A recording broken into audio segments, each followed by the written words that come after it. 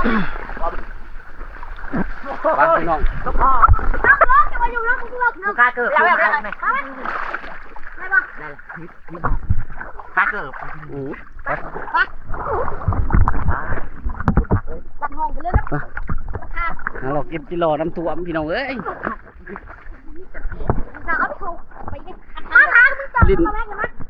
ลินน้ำก็ว่าเนาะไปหารอลินน้ำเลิกไปได้เลิกไปก่อนไปซื้อไปบ่กระสอบบ่ถึงรถอุ้ยหนาวอ่ะเต้นอยากให้ไปจริงจัง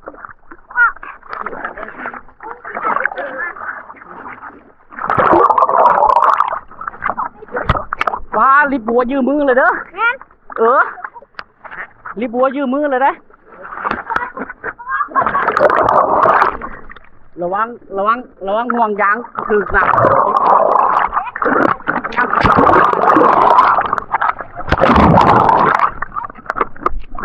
มาหลับเนาะอ๋อคนหลับพี่น้องเอ้ยกินไปยังก่อนอ่ะ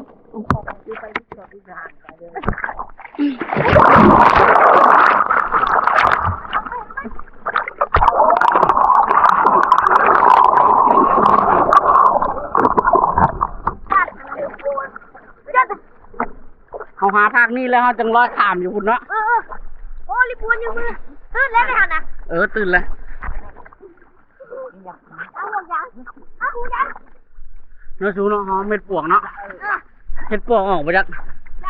เห็ดปวกออกแต่แล้วที่นึกจัดเลยนี่โอ้เห็นหอมเม็ดปวกเลยนี่เนี่ยหอมเว้ยหอมนี่หอมอันนี้ดูมันดอกไม้บ่หอมเลยไม่ดอกไม้ได้กินนี่ก็ไม่มาดอกไม้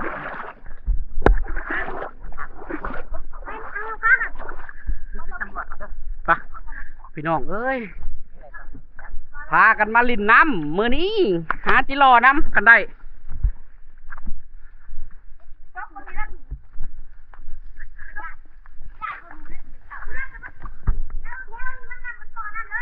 คันมันจับชื่อหนึ่งบ่ย่านดอกป่าแถวนี้หลายเว้ยเอ้าหยุบอยู่วันกี้นี่มากูเห็นลอยอยู่ปลานี่โอ้บุญมองเข้ามาใส่เนาะปลามันขึ้นมาตะหวย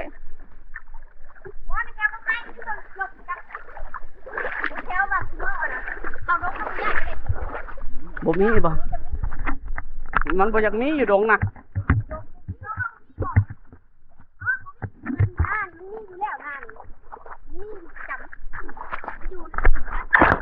ปักหาหลอดกินนายกินหลอดจังเลยหักไว้เลยได้กินนายอะกูบริถือยังซ้ำ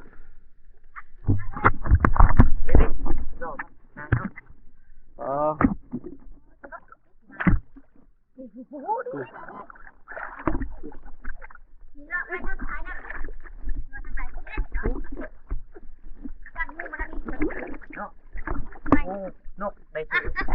อะไรอยากขึ้นสนุกเลย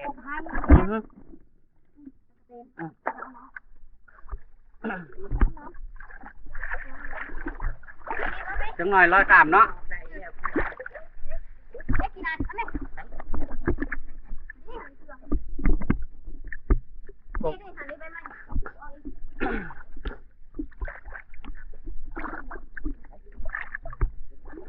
เดี๋ยวจิรอ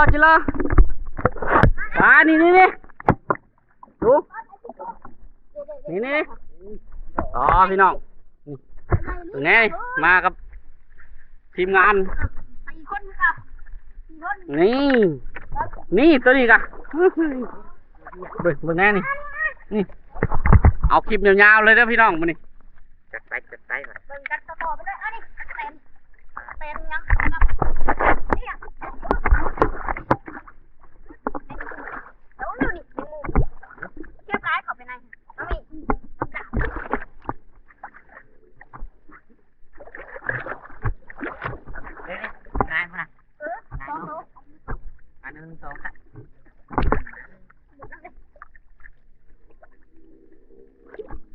ไปชูขามเลยนี่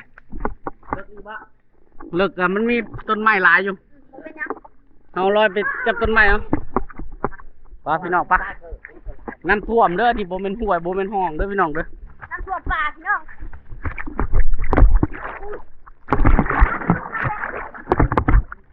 มาหากิจกรรมก็นำข้าวตาเลยเฮ้ยนำข้าวตาเลยน้ำลึกเหี่ยวว่าเขาน้ำอะไรก็ได้ดูมาตัดงอนกันน้ำเหี่ยวข้าวตาบริน้ำวะน้ำพี่น้องเบิ้งนะทีมงานเขามากับ4 คนเลยเนาะคนเลยนี่ไปการวิ่งการกินมึงลองยืนว่ะเดี๋ยวกูอยากเปิดมึงยืนมึงลองยืนว่ะ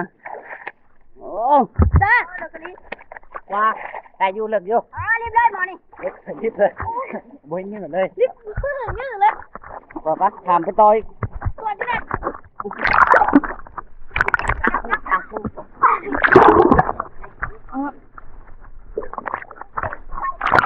พี่น้องเลยมากันแบบเรียวๆเลยเนาะกว้างอย่างนี้ได้พี่น้องเลยบดมหอมเลยนี่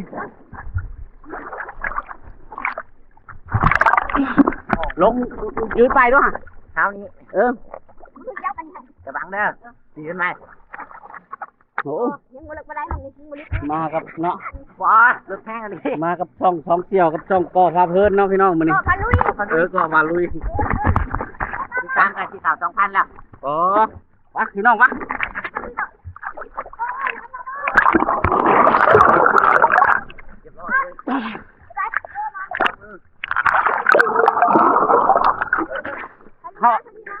เขาใส่จับกงไม้เอาเด้อพี่น้องเด้อโอ้คลิปนี้ก็โอ้เลยเมียงจับก้นกูวะปีกวะแมงไม้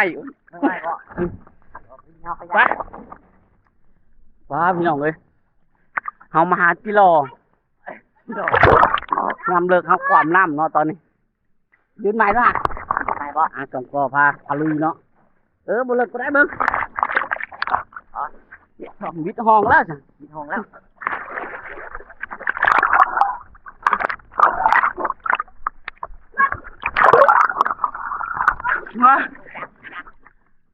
มาพี่น้องคลิปนี้ก็7 นาทีเลยเนาะเดี๋ยวเขาฝากไปชมคลิปหน้าด้วยพี่น้องเด้อทางบ่าวแม็กเด้อพี่น้องทางช่องบ่าวแม็กหรือว่าทางช่องเสี่ยวพาเพลินหรือว่าช่องก่อเนาะก่อพันลุยเด้อพี่น้องปะ